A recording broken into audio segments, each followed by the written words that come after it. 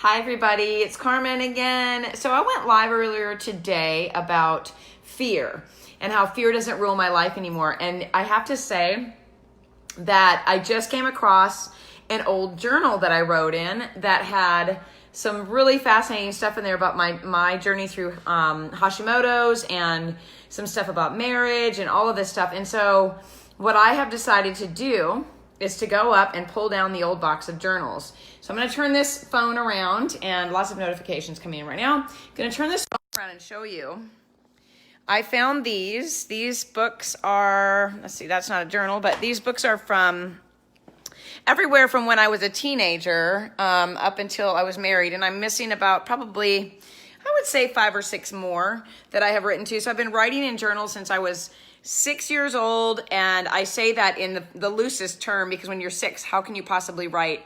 And I think like one of my first entries was something about I like roller skating. So over time, and I'm 48 now, so over time I have written a lot of books. I have written about my feelings, I have my experiences and all of those things. Hi Kathleen and Margaret, hi guys. And I'm about to go back in time. Not because I live in the past, but back in time to start reading through some of these things. And one of the reasons why that is because I just flipped open in one of the books, and I'm going to see if I can find it real quick. In one of these books from, I think it was 2016, and I want to read, gosh, I hope I can find it, what it says, because it is a prediction, so to speak, of my journey in becoming a health coach. I can't find the book. Where is the book?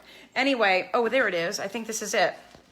So let me just share a little bit about why, when I always talk about having a story to tell, we all have a story, right?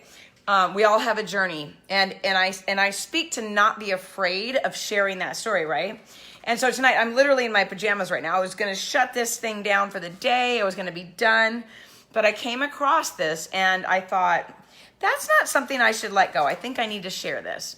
So here are a couple of things. And if you watch any of my videos, I encourage you to go back and watch some of them because this is really cool because it's from 2012.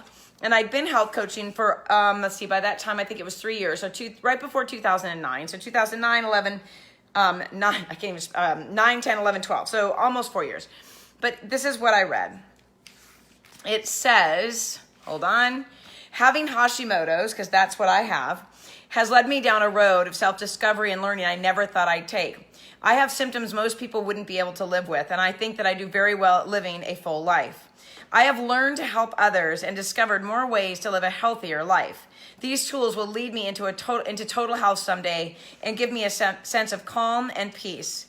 It will help me to give my son every bit of knowledge he needs for a healthy life. I thought this was fascinating. I thought this is so fascinating. Hi, Jennifer. I messaged your sweet husband last night about some plumbing stuff, and as always, he's always supportive, and I told him to give you a big hug for me. But what I'm talking about is letting go of fear, showing up in the world, and what I found in 2012 when I first was really diving in to how can I figure out the best way to be present for myself and people that I'm trying to help with their health. And that's what I found. I thought it was fascinating.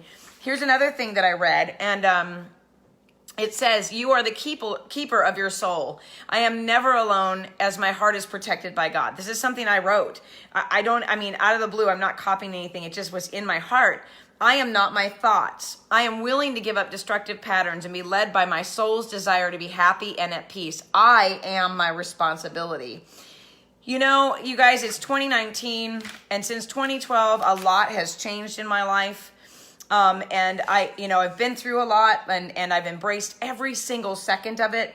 But when I go into this journey, if you're just now joining me, I'm talking about running into this stack of journals that I've been writing in since I was a kid. And there's some missing, but there's journals in there just chronicling my life through not feeling well, through emotional and mental abusive situations, and feeling like I was lost many times in my life, and how it all really brought me into being this health coach that I am today, and this person that thinks it's so important that we show up in our lives.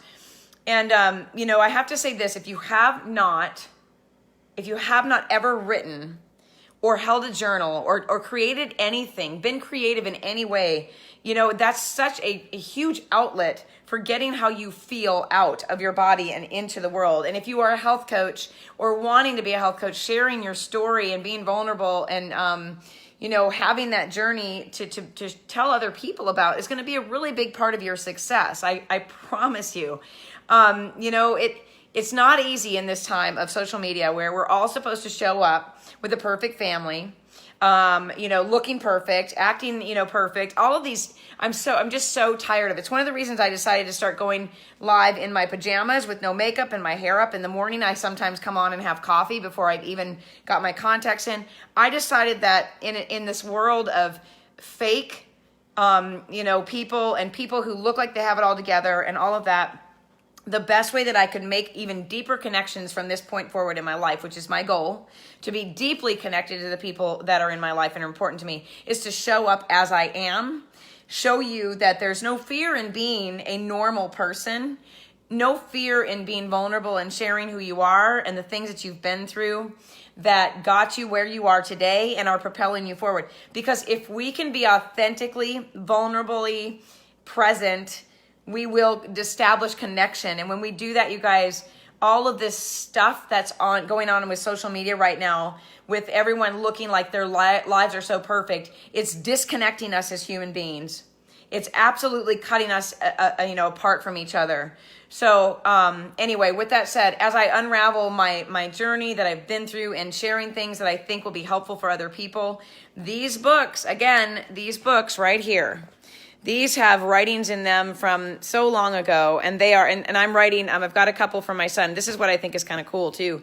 So in 2004, this is a book that I started for my son, and it is a book of kind of instructions on how to live. Anytime something pops into my head, I write it down. So, number 236, don't miss 1 minute of your life. Number 238, love the life you live.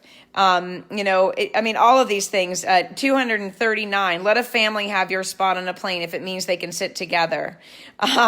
Rest your mind. Like all of these things that I felt were so important and are important. And then I also got this book that says, I thank God for you. And what I decided to do in that book, whether you're a Christian or not, your children need to know that they're valuable. And so I decided to add into this book, I'm still to this moment overwhelmed with how much I love you. I always used to think, how can God trust me with someone so precious? And in this book, as it goes into his teenage years, I add notes in there for him. And I've been writing to him since he was 5 weeks in my tummy. So I have journals just like this stack I'm showing you for him about what it was like to be his mom before he even came into my world, before I even knew what sexy was, before I even knew what was coming into my life. And it can be so powerful to share those things. Hi, Kathy. I wrote in a journal for my niece and my nephews when they were babies so that they would know how special and loved they are.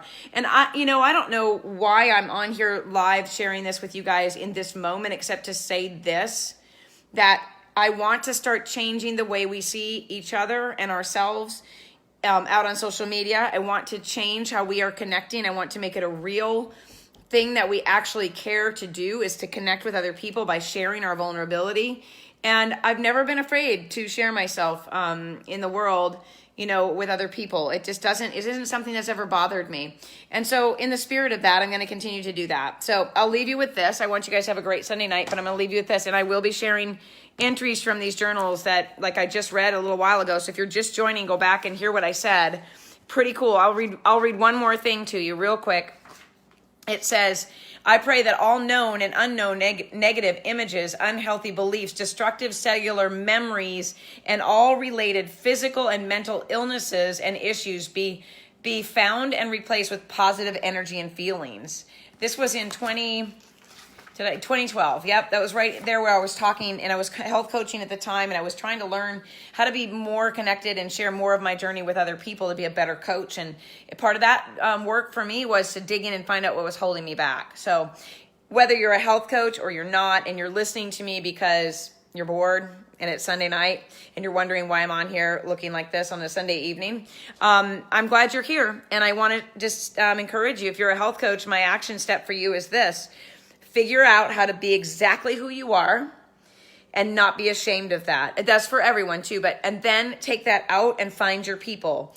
Do lives, show up on Instagram, you know, whatever it is that you have to do to show the world that you're a real person and that you can help people, do that, right? Do that, because if you don't, and you try to help people, there's going to always be that small piece that doesn't feel quite complete. So, all right. Okay, look at this. This is cute. I guess, apparently drawing the Hallmark symbol. This book is from when I was, let's look at the year. Oh, and I guess I thought I could write numbers too. But this, and look at this. I guess this is me trying to write presented to Carmen. That's hilarious, you guys. 1973, I got this book, and it looks like 1977, so I was 6 years old, trying to write in this book. That is so great. Yeah, this book, God is Everywhere. It's fantastic, and I can't believe I kept it this long. But so I'll leave you with this, right? Like, hold on, and I'll say good evening, right? Look at how cute that is. It's so old. But you know what? I'll say the same thing. Most of all, God lives in our hearts. So show up for yourselves, you guys. Have a good night. Show up for the people you love too.